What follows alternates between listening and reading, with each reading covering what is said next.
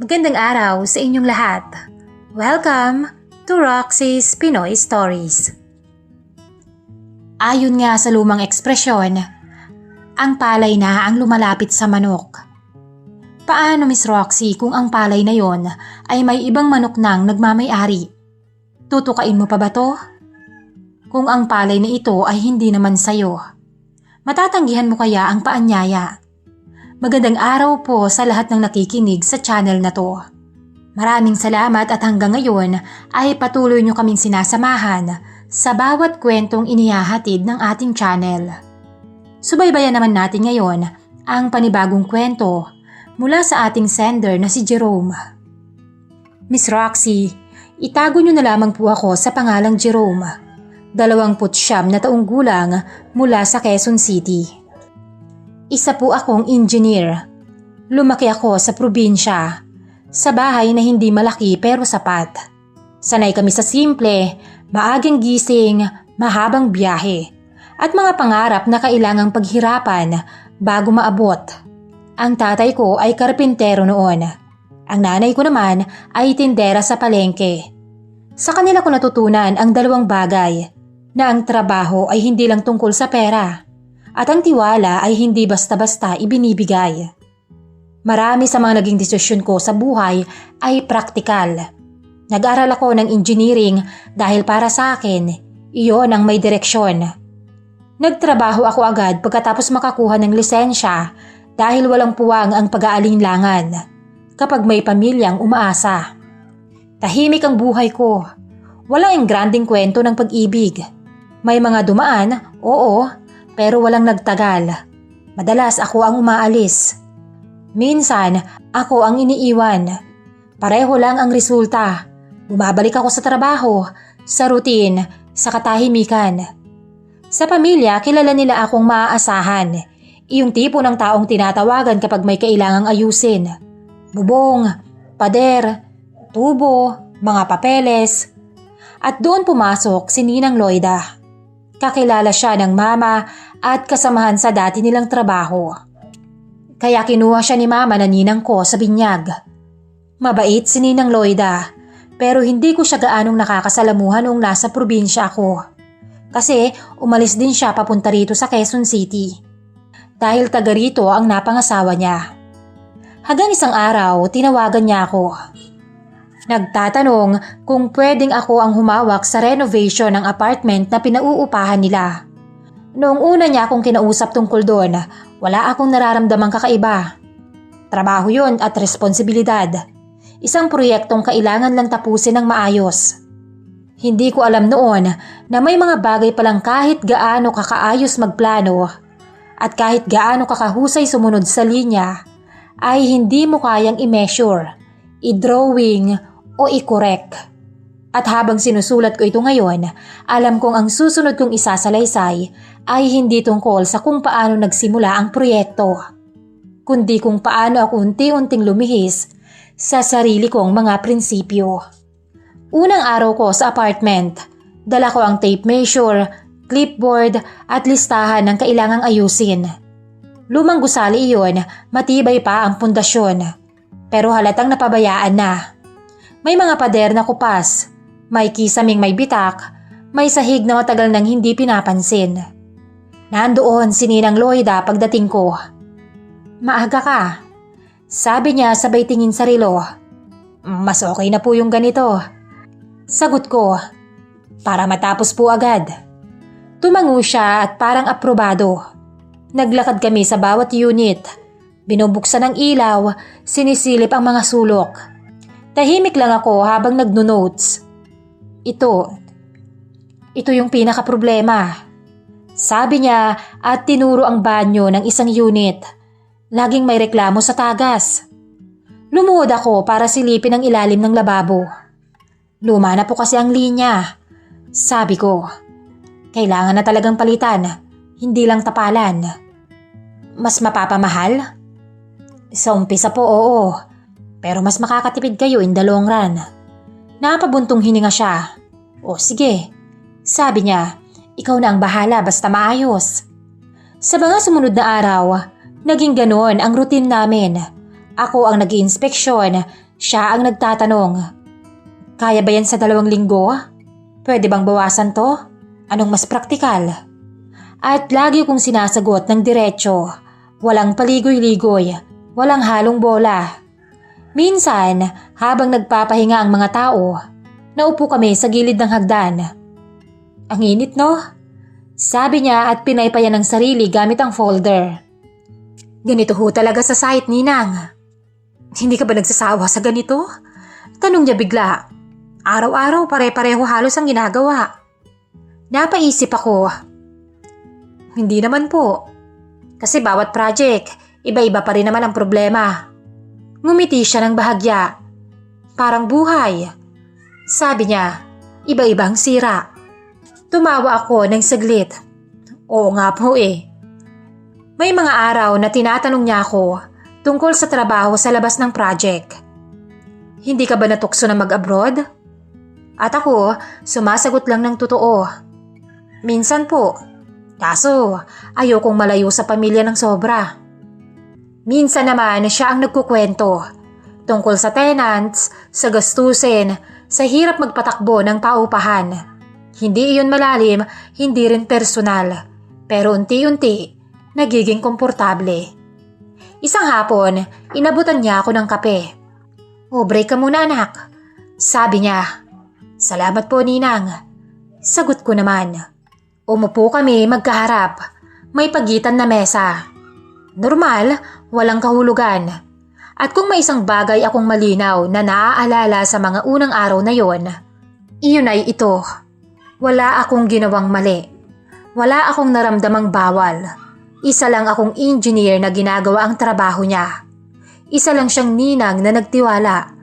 Hindi ko alam noon na ang mga ganitong ordinaryong araw ang madalas nagiging pundasyon ng mga desisyong hindi na ordinaryo. Humaba ang proyekto kaysa inaasahan, Miss Roxy. May mga kailangang baguhin. May mga materyales na na-delay. At dahil doon, mas madalas kaming magkasama ni Ninang Loida. Hindi lang sa umaga, kundi hanggang sa hapon. Minsan, nadatnan ko siyang nakaupo sa may veranda ng apartment. May hawak na maliit na pamaypay. Akala ko tapos na kayo. Sabi niya. May inayos lang po sa unit sa taas. Medyo makulit yung kisame. Sagot ko. Parang tao lang yan. Kapag luma na, mas maraming arte. Napangiti ako. Hindi naman po lahat, Ninang. Sagot ko. May iba. Gumaganda pa habang tumatagal. Tumingin siya sa akin. Ang kilay ay bahagyang tumaas. Talaga? Ikaw bulero ka rin pala. Observation lang po. Sagot ko sabay tawa. Engineer's eye. Umiling siya pero may ngiti. May mga ganoong palitan. Hindi sinasadya, pero hindi rin purely trabaho. Isang tanghali, sabay kaming kumakain ng binili niyang pansit sa kanto. Buti ka pa, busy sa trabaho. Hindi tulad nung isa. Sabi niya. Alam ko na agad kung sino ang tinutukoy niya. Sininong po? Tanong ko ng maingat. Humigop siya ng soft drinks. Oo, simula nung mag-retire. Ayan. Sabong dito, inom doon. Palagi po ba siyang wala? Nako, mas madalas pa siyang nasa sabungan kaysa sa bahay. Sabi niya, may halong biro pero may pagod. Minsan nga, mas inaalagaan pa niya ang mga manok niya kaysa sa akin. Napatawa ako pero maikli lang. Baka passion niya lang po talaga, Ninang. Passion? Ulit niya. Ewan ko na lang talaga sa passion na yan. Doon ko napansin na mas madali na siyang kausap. Mas palagay ang loob. Mas bukas ang mga kwento. Alam mo, Jerome, sabi niya habang pinapanood ang mga trabahador. Kung hindi ka engineer, bagay kang counselor. Bakit naman po? Magaling ka kasing makinig. Hindi ko alam kung paano sasagot. Sanay lang po siguro akong makinig, Ninang. Delikado yan. Baka kung ano na ang maikwento ko sa'yo. Ngumiti lang ako. May choice naman po ang tao kung hanggang saan. Sandaling nagtagpo ang mga tingin namin. Hindi ko agad namalayan kung kailan nagsimulang magbago ang mga galaw namin. Walang anunsyo, walang malinaw na simula. Isang hapon, tinatawag niya ako mula sa loob ng isang unit. "Jerome, sandali, pwede bang tingnan mo to?" Sabi niya. Lumapit ako at nakatayo siya malapit sa pader. May itinuturo sa may bintana. "Ito bang siwang? Normal lang?" Inilapit ko ang kamay ko sa parte ng pader na tinutukoy niya. Habang nakatuon ang pansin ko ron, naramdaman ko ang kamay niya sa braso ko. Magaan lang at parang gabay. Hindi ko agad inalis. "Okay lang po to. Konting sealant lang ang kailangan." Buti naman," sagot niya. Pero nanatili ang kamay niya ron ng ilang segundo pa. Hindi rin malinaw kung sadya. Umatras ako kunwari may hinahanap sa bag ko. Hindi iyon ang una at hindi rin yon ang naging huli, Miss Roxy. May mga pagkakataong napapansin kong mas lumalapit siya kapag kausap ako. Mas matagal ang tingin, mas madalas ang biro na may kasunod ng ngiti na hindi ko mabasa. Isang beses inabot niya sa akin ang tasa. Nagtagpo ang mga daliri namin. Muli, sandali lang yon, pero ramdam na ramdam ko. "Uy, sorry," sabi niya at parang nagulat din. "Okay lang po," sagot ko agad. Pero hindi yun totoo, Miss Roxy. Hindi okay, dahil hindi ko maintindihan kung bakit parang may dumadaloy na init sa katawan ko. Kung bakit mas aware ako sa presensya niya kesa sa nararapat. Isang gabi, habang nagsasara kami ng gate ng apartment.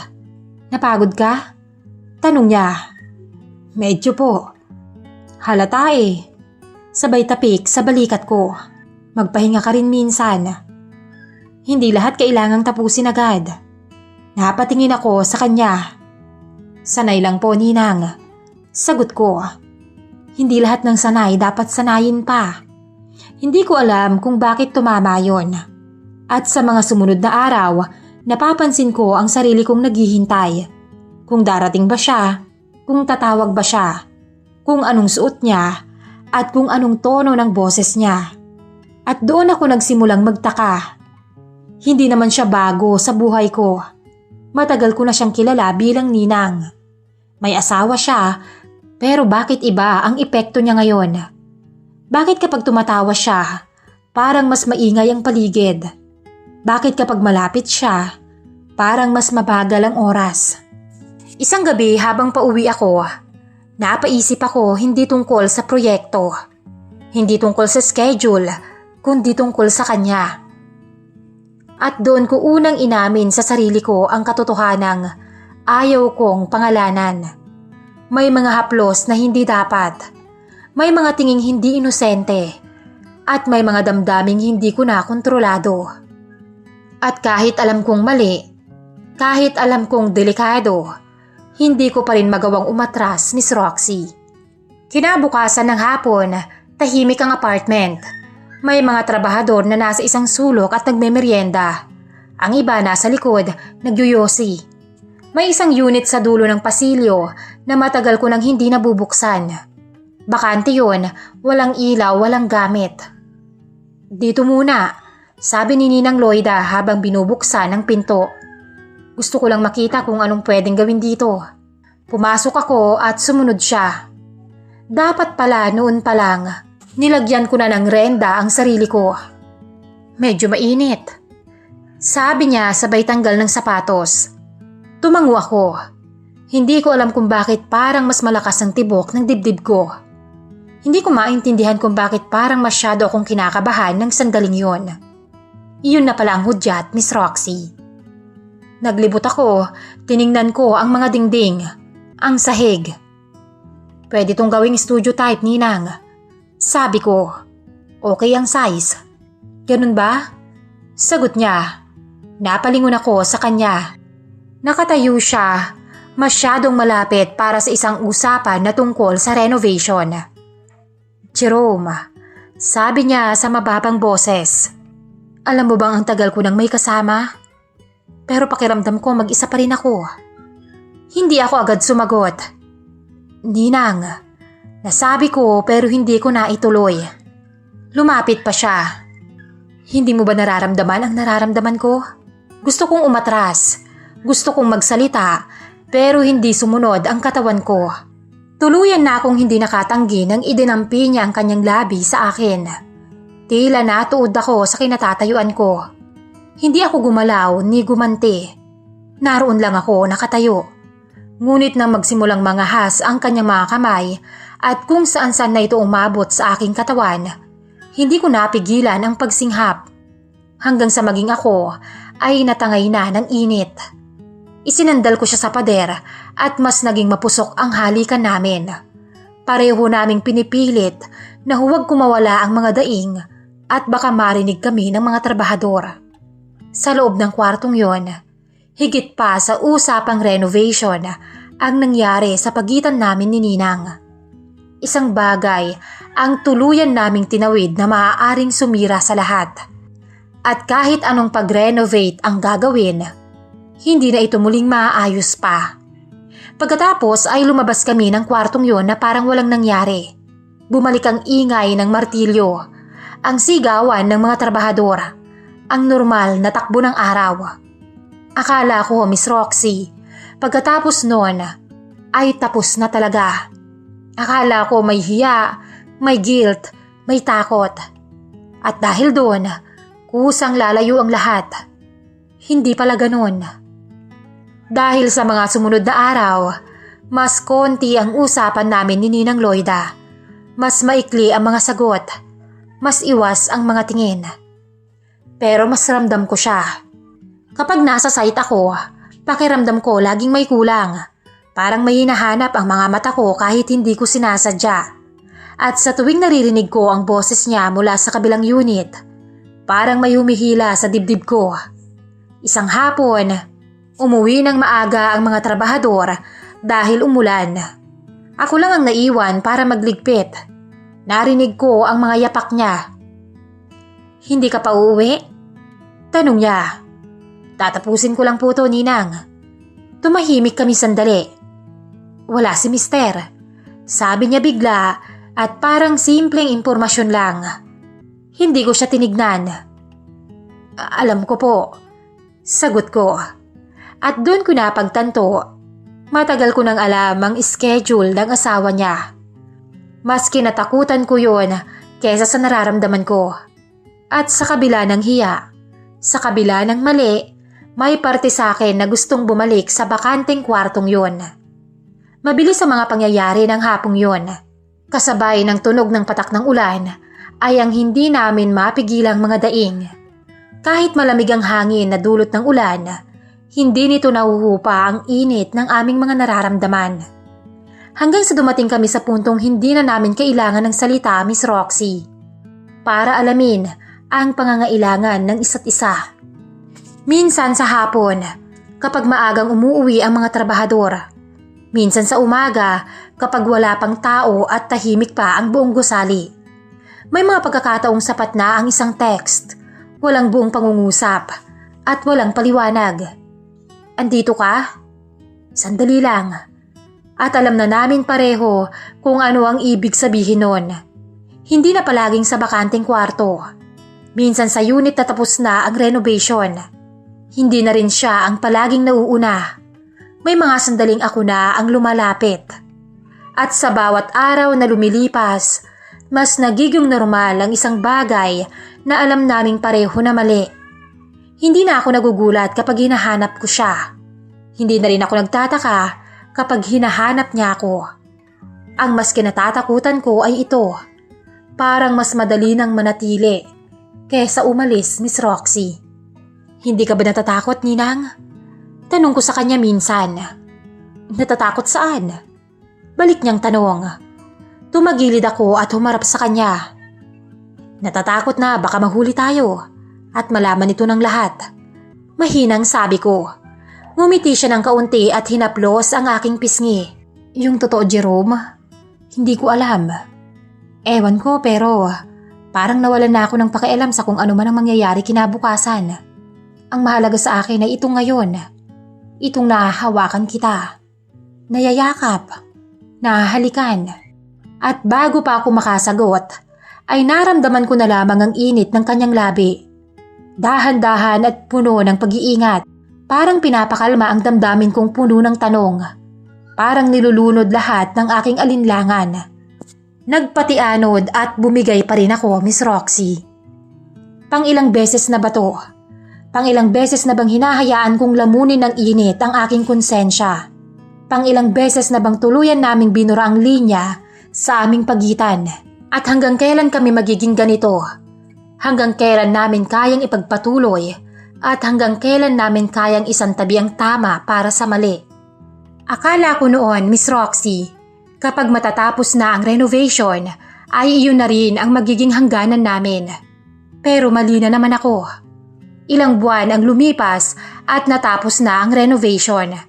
May bagong pintura ang mga pader. May mga bagong tenants, may mga susi nang naipasa. Sa papel, wala na akong dahilan para bumalik. Pero hanggang ngayon, parte pa rin ako. Hindi na araw-araw, hindi na rin lantaran, mas maingat at mas lihim. May mga gabing magkikita kami sa oras na alam naming ligtas. May mga araw na isang tawag lang, isang mensahe, sapat na para magkaintindihan. Hindi na namin kailangang magpaliwanag. Alam na namin ang isa't isa. Ang galaw, ang katahimikan, ang sandaling hindi na kailangang punuin ng salita. Hindi na namin kailangang magpaliwanag. May guilt, oo. Hindi ko ikakaila. May mga gabing umuuwi ako na mabigat ang dibdib. May mga umagang gising ako bago pa tumunog ang alarm. Iniisip kung hanggang kailan kami ganito. Alam ko ang mali. Alam ko kung sino ang masasaktan kapag nabunyag ito. Alam ko kung gaano kalalim ang tiwalang sinira namin. Pero mas malakas pa rin, madalas ang sigaw ng katawan kaysa sa boses ng konsensya. Hindi na ito init lang. Hindi na rin pagkamausisa. Ito yung paghahanap ng pakiramdam na may nakakaintindi. May tumatanggap at may kumakapit din pabalik. Minsan tinatanong niya ako, hanggang kailan? Hindi ako nakasagot dahil ang totoo, hindi ko alam kung paano tapusin ang isang bagay na hinahanap-hanap ko na rin, Miss Roxy. Paano ka lalayo kung doon ka lang humihinga ng maluwag? Paano ka titigil kung sa mali mo lang nararamdaman na buo ka? Paano mo tatalikuran ang isang bagay na naging normal na naging parte na ng araw-araw mo? Hindi ko pinangarap na makasira ng pamilya. Hindi ko pinangarap na makawasak ng pagsasama. Pero ngayon na nasa ganito na akong posisyon, nahihirapan na akong piliin ang dapat. Paano rin ba ako lalayo sa kanya kung maging siya ay nahihirapang kumawala? Paano ako titigil kung siya rin ay hindi na alam kung paano bibitawan ang meron sa aming dalawa? Ito ang daladala ko ngayon. Hindi kwento ng tagumpay. Hindi rin aral na may malinaw na dulo. Isang tanong lang na paulit-ulit kong tinatanong sa sarili ko. Paano ko wawakasan ang isang lihim na naging tahanan ko na? Kayo listeners, kung may sagot kayo ay maaari nyo bang ibahagi sa pagkomento? Dahil ako, gulong-gulo na at litong-lito. Hanggang dito na lamang po at maraming salamat sa inyong pakikinig. Lubos na umaasa, Jerome.